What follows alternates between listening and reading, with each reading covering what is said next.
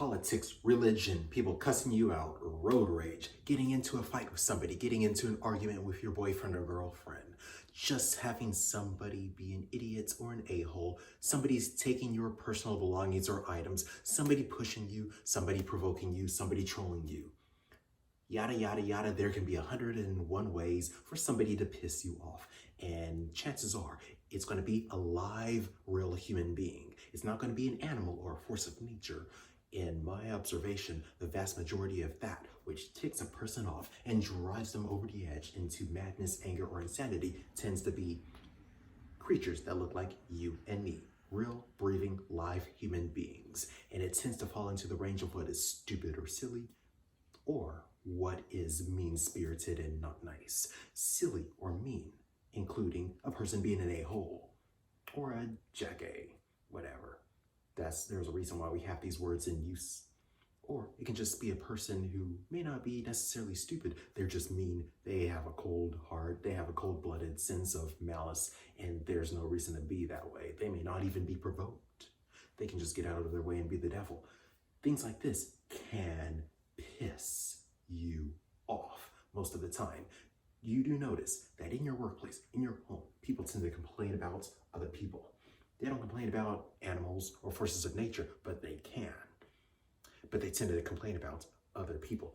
Gossip, complaints, arguments. It revolves around people, beings who can think, be complex, make choices that you don't understand, you don't get it, you don't see life as they see it, or they don't see life as you see it, and yet they make the choices that they do.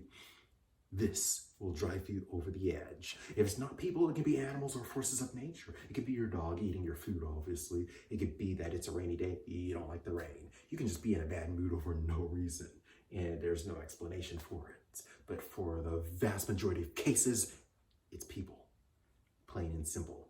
It tends to be what is silly, stupid, rough, you can't understand it.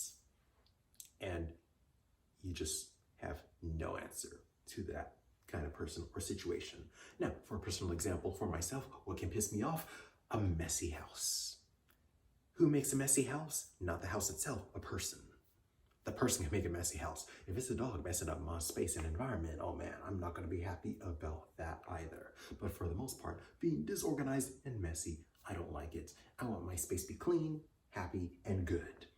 Also, besides that, I also like it to be quiet so I can read and do my introverted activities. If it is loud during the night, loud during times when I prefer to be quiet, I'm not going to be doing so well.